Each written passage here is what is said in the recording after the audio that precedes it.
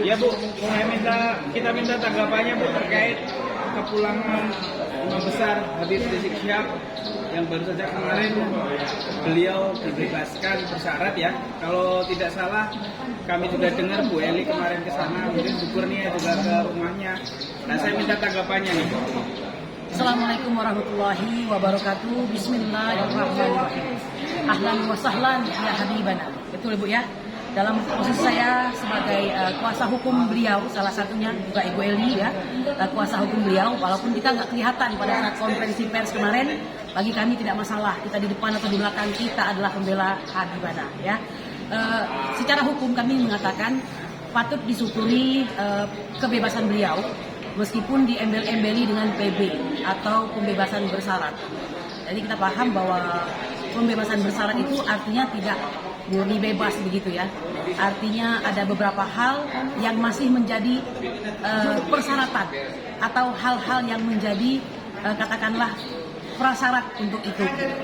Nah jadi saya memahami kondisi kebatinan masyarakat kalau ada kata PB itu agak agak apa namanya Bu Eli, agak di hati itu agak bagaimana gitu. Karena menyangkut beliau sebagai seorang manusia yang mempunyai hak asasi manusia, karena telah melewati masa-masa di lembaga pemasyarakatan, maka otomatis tidak akan sama dengan orang bebas sebagaimana adanya begitu. Seperti beliau sudah menyebutkan, ada semacam pembatasan seperti beliau itu jatuhnya seperti tahanan kota ya Bu ya. Dia tidak bisa keluar kota ya kan, tapi masih bisa ada di dalam kota tersebut, bisa menerima tamu, bisa bertamu ya kan. Nah, tetapi dalam posisi beliau sebagai seorang pendakwah dan bagaimana hal-hal yang menjadi melekat di dalam diri beliau sebagai pendakwah ini mungkin tidak bebas akan beliau lakukan ya. Ya saya memahami sebagai seorang kuasa hukum dari awal sampai akhir kita sedang menghadapi ya pada saat ini adalah rezim Bapak Jokowi ya, suka nggak suka itu kan. Nah jadi suka tidak suka juga harus dikatakan bahwa kondisi ini akan sedikit membelenggu beliau. Cuma kalau kita boleh menyikapi, beliau mengatakan kami tidak akan meninggalkan umat. Lanjut Bu Eli. Ya Bu Eli kemarin yang sempat ke Petamburan ya, gimana tanggapannya? Saya belum sempat Bu Eli. Ya, diceritakan dulu. Assalamualaikum warahmatullahi wabarakatuh. Kami datang bersama rombongan tim pembela ulama dan aktivis dengan ketua kita yaitu Pak Egy Sujana yang baru saya mendapat gelar profesor. Iya, di Singapura, Malaysia. Nah, dalam hal ini ketika kami sampai, kami lihat orang sudah ramai di ruangan, di masjid, di musala di depan rumahnya. Kami pun duduk di situ bersilaturahmi sambil berbincang-bincang hangat. Setelah jam 4, setelah selesai sholat asar, Habibana keluar dari rumah, selesai istirahat, dan dia menyampaikan beberapa hal. Salah satunya untuk streaming atau untuk podcast atau untuk wawancara, itu jangan salah paham. Dia belum bisa melakukan hal seperti itu tanpa ada kontrol. Sangat hati-hati dan ya. Di sini tapi yang disampaikan Ibu Kurnia tadi, dia bebas bersyarat, tapi boleh keliling-keliling kota, insya Allah juga boleh keluar kota, asal dilaporkan, memberitahukan kepada yang sudah ditunjuk gitu, wajib. Nah, hari ini yang harus kita bicarakan adalah tentang kepulangan beliau. Kita menganggap beliau begitu pulang langsung masuk. Dianggap hari ini baru beliau pulang ke Indonesia. Karena selama ini kita tidak melihat beliau di Indonesia berkeliaran seperti dakwah-dakwahnya. Nah, selamat datang Habib Rizik. Ahlan wa sahlan. Semoga ya Habibana. Ya, semoga dengan kedatangan dan kebebasan Habib Rizik menjadi warna baru bagi kami umat yang membutuhkan dan merindukan dakwah-dakwah dari Habib itu sendiri, sehingga menggetarkan nurani kita. Saya kemarin pergi dengan adik saya, yaitu Supriyadi. Dia sibuk mau keluar dari tempat kerumunan, tempat silaturahmi itu. Disampaikannya, ngapain di sini? Apa sih Habib Rizik ini?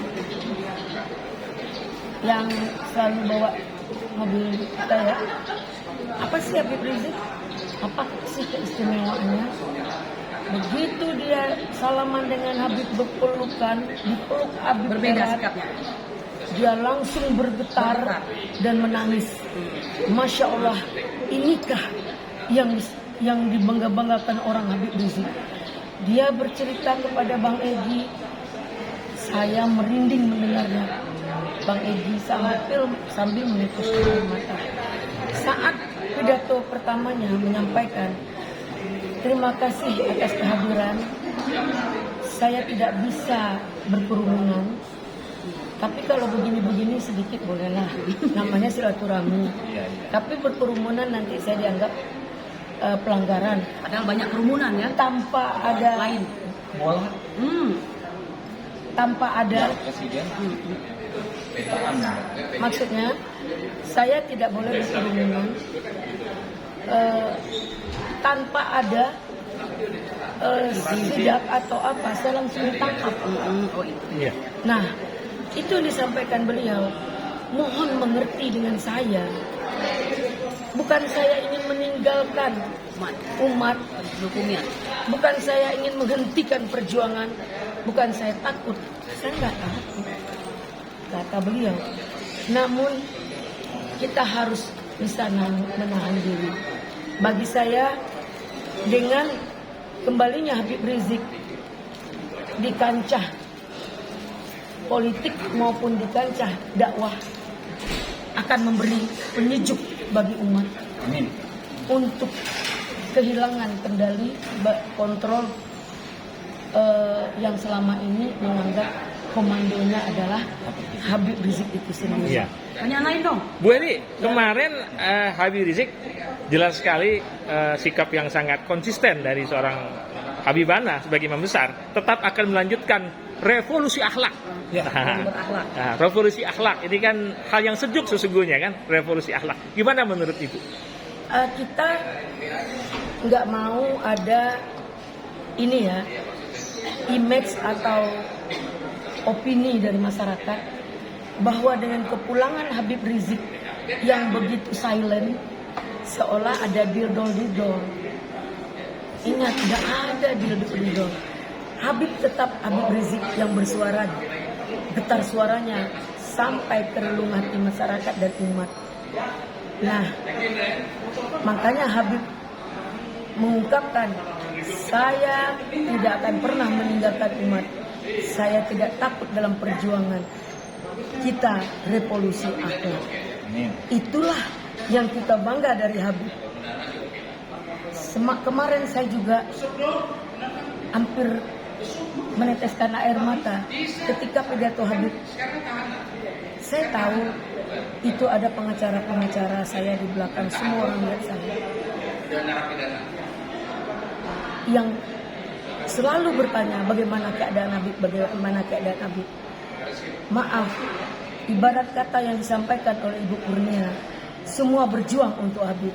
Ada yang melalui doa, ada yang melalui usaha dan upaya dengan hal-hal yang lain, ada yang melalui memang benar di dalam persidangan itu sendiri yang sering muncul. Nah, perjuangan itu menjadi satu kesatuan, mendapatkan sebuah hasil hari ini bahwa Habib dengan izin Allah dan ridho Allah kembali ke tanah air, kembali Ke tengah umat. ke tengah umat untuk melanjutkan perjuangan beliau. Saya tambahkan ya.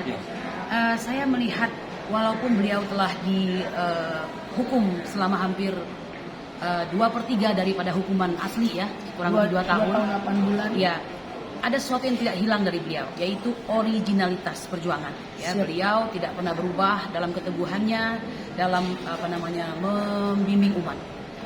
Tapi juga sangat kritis terhadap keadaan yang terjadi saat ini. Saya ingin menambahkan begini ya, sangat menarik sekali apa yang beliau sampaikan, bahwa Indonesia saat ini krisis kebohongan, ya, krisis kepemimpinan barangkali begitu ya, atau krisis apa lagi? Banyak krisis selain krisis ekonomi, betul? Dan itu kita lanjut ikut lagi berita, ternyata disambar juga pernyataan Habib Rizik oleh salah satu siapa itu, Pak Syahroni ya. Kalau saya kenalnya itu kayaknya DPR ya, DPR. Dan salah satu orang yang ini juga ya paling sibuk saat Formula E kan. Dari Nasdem ya? Iya, dari Nasdem. Jadi kalau saya di luar saya sebagai kuasa hukum atau apa ya, sebagai masyarakat biasa sajalah. Menurut saya pemerintah siapapun dia, legislator pun jangan tipis kuping gitu, ya kan? Yang disampaikan Habib itu masih sangat soft dan sangat sopan sekali menurut saya. Dan itu adalah fakta bahwa memang kita krisis kebohongan, krisis kejujuran juga, ya kan? Artinya krisis kebohongan memang banyak bohongnya, krisis kejujuran karena memang tidak ada jujurnya, kan begitu. Dan itu berimplikasi negatif kepada kondisi kehidupan masyarakat saat ini, gitu. Ya, jadi agak kurang seret juga saya kalau selalu berpantun sahut untuk omongan-omongan seperti ini begitu. Harusnya berbalas pantun ya. Jadi harusnya menurut saya beliau itu kan sudah kurang lebih 2/3 menjalankan hukuman. Tentu sebagai orang yang luar biasa, beliau mengamati kondisi Indonesia. Apa salahnya sih kita mendengarkan apa yang menjadi keberatan hatinya gitu kan? Karena dia memahami kondisi bangsa Indonesia. Dan pihak pemerintah ataupun legislator jangan kita ngomongnya apa tuh Bu Yuli? Bukan represif ya, tapi bertahan kepada kebenaran sendiri gitu. Ini kan negara demokrasi kan, jangan memenang sendiri. Kondisi nyatanya itu harus otoriter. Nah, gitu. Jadi itu yang saya tangkap ya. Jadi belum panas nih. Itu adalah pemimpin otoriter adalah pemimpin komunis. Jadi kita minta jangan bersikap seperti itu. Jangan bersifat seperti itu. Karena kita yakin dan percaya Indonesia berdasarkan musyawarah dan mufakat. Jadi tidak harus otoriter gitu. Berarti Bu Eli, kita bersama-sama mari mensukseskan kebebasan Habibana ya. Karena beliau mensyukuri dan mensukseskan kebebasan beliau. Seperti yang sudah beliau katakan, kebebasannya itu ada dampingannya, yaitu kalau sesuatu tidak sesuai dengan apa yang sudah disyaratkan akan bisa ditangkap kembali lalu masuk untuk menjalankan kembali hukumannya. Jadi harus kita bantu. Oke, siap. Mari kita bantu untuk tidak terjadi seperti itu. Ya, bagaimana? Silakan duluan. Kalau bagi saya Habib Rizik tentu punya polarisasi. Tapi kan tidak sepertinya untuk Habib Rizik tentu punya polarisasi, tapi tetap menegakkan NKRI sekalipun dia akan melakukan revolusi akhlak, bukan untuk revolusi dalam artian makar gitu. Karena ini salah kaprah, salah dalam pemaknaan. Ini ada apa dan apa adanya gitu dengan statement-statement yang dilakukan oleh pihak-pihak yang tidak bisa mempertanggungjawabkan statementnya itu sendiri gitu. Mungkin dipertegas bahwa Habib Rizik itu punya polarisasi pasti. Polanya beliau apa? Yaitu pendukung beliau itu adalah umat Islam yang mencintai Indonesia. Sekarang saya bertanya, apakah polarisasi mencintai Indonesia tidak boleh? Ya kan? Permasalahan sekarang kita tidak bisa menjawab pertanyaan itu sesuai dengan selera siapa yang berkuasa. Nah, apakah ini terkait dengan tuduhan ini karena rezim Islamfobia? Nah, itu tadi. Makanya ya, padahal Maret 2022 ya kan sudah ada gerakan anti Islamofobia, betul? Yang artinya negara barat pun sudah sadar bahwa Islamofobia itu adalah sebuah sikap yang harus sudah dihilangkan. Karena itu hanya bukan prasangka-prasangka yang akan merugikan umat Islam dan dunia itu sendiri kan begitu. Masa orang sudah membubarkan perasaan-perasaan dan prasangka seperti itu, kita baru tetap mempertahankan tradisi yang tidak baik ini kan begitu ya? Kira begitu.